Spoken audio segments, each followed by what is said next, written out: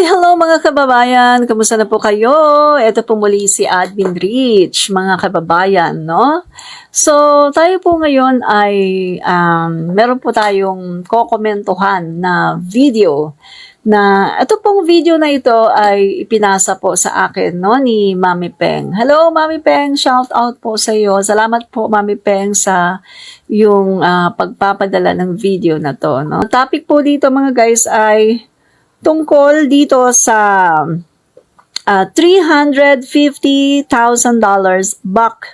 buck cash smuggling case in Hawaii, no, ni Pastor Apollo Kibuloy, no, mga kaibigan. At kokomentuhan po natin ito mga kaibigan kasi pinapakalat po ng mga kanyang mga miyembro na na-acquit daw at parang tuwan-tuwa sila kasi acquitted daw ito at wala daw talagang kasalanan. So, ito pong video na to mga guys, ito po ay video ng isang attorney. Actually, nakikita ko na siya sa mga Facebook eh. Dumadaan siya sa aking newsfeed at saka sa aking YouTube, no? Itong attorney na to. Nakalimutan ko yung pangalan niya, no? So, siya po ay attorney, mga kaibigan, at meron po siyang partner, no? Na magkasama po silang dalawa at sila po ay kinokomentuhan po nila itong issue na ito, no? So, hindi na po tayo magtatagal mga kababayan, atin pong ipaparinig. Katulad ng ginawa ko po kahapon sa audio po ni Pastor Kibuloy, hindi na po natin mapakita para po hindi tayo ma-copyright, no? So, eto na po. Hindi ko na patatagalin. These people, like for example, that jet that you're talking about. Do you know that in 1983, I had the revelation of that jet? That the Lord is going to give me that? Yeah. It is Him who gave me that. If it is not His will, how can I afford that? Well, Kibuloy has been accused of kidnapping and brainwashing by the parents of at least one of his followers, but he was never charged. There are three possibilities here. You are either the son of God, or you're delusional, or you're a very successful con man.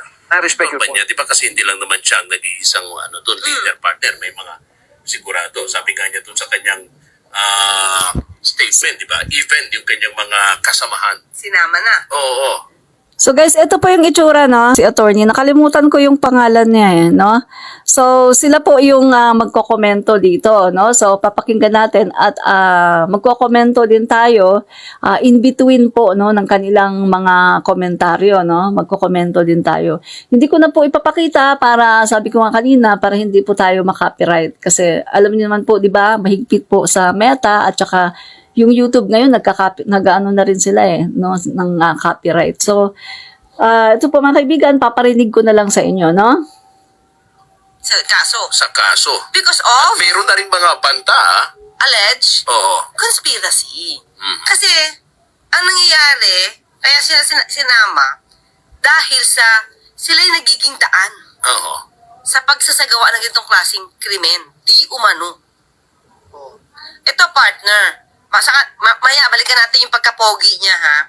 Kasi partner, kung kahapon na pag-usapan natin, si Felina Salinas, Okay. remember? Yeah. Yung Oo. Na bigyan ng judgment ng 30 days na imprisonment.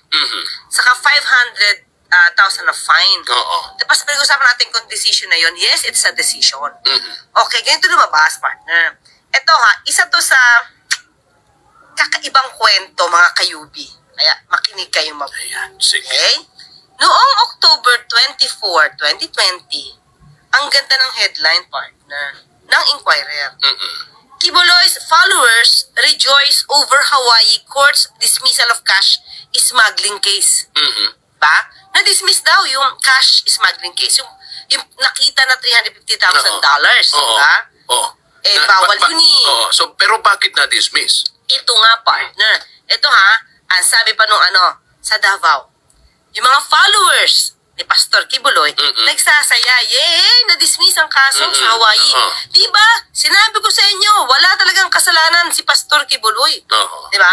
Sabi niya dito, the followers of Pastor Kibuloy, the head of the Kingdom of Jesus Christ, SEC, rejoice over a court ruling in Hawaii dismissing the smuggling case against the SEC leader Felina Salinas. The news was received jubilantly, di ba, by Kate Saglit lang, no, mga kaibigan. Pinalita po sa Inquirer ay misleading siya na yung kaso na-dismiss, no? Tapos yung mga tao sa Davao na miyembro ni Pastor Kibuloy ay nagre-rejoice na sila, nagsasaya at sinasabi nila na, yeah, kita nyo, walang kasalanan si Pastor Kibuloy, no?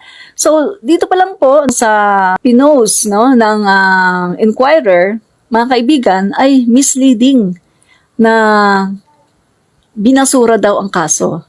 Pero tignan natin mga kaibigan, makinig kayo. Tignan nyo kung binasura ba talaga ang kaso ni Apollo Kibuloy sa Hawaii, no? Yung pagdadala niya ng napakaraming cash. So tignan nyo PJC members in Hawaii. Tapos, parang sinasabi nila na kinocongratulate din nila si Salinas. Kasi ito lang, yung naging hatol. Yung hinatulan siya ng hindi cash smuggling, kundi sa hindi pagsasabi ng totoo. Doon siya kinasuhan na lang. So sabi nila, para bang ito, pagpapatunay nga na wala talagang kinalaman si Pastor Kibuloy. Sa cash smuggling. Sa cash smuggling na nakita sa kanyang private plane. jet. Oo. Okay. Pero partner, pag tinignan mo ang news abroad, kasi ito, Inquirer to ang nangyari pala, partner, yung tauhan niya si Felina at Salinas, umamin na lang Na? sa kasong mas mababa. Parang plea bargaining dito. Na ito yung kasalanan mo, pwede po ba, wag na tayo maghatulan. Ano na po ako, magpi-plea of guilty na lang ako doon sa mas mababa. So, nag-plead guilty itong si Salinas, yung tao niya, for making false statement. O ano ibig sabihin nito, partner? Inamin niya, eto, basahin ko mga kayubi Salinas admitted she lied. Nagsinungaling daw siya when she claimed that the suitcase, may lamang pera, was hers in an attempt to protect Kibuloy.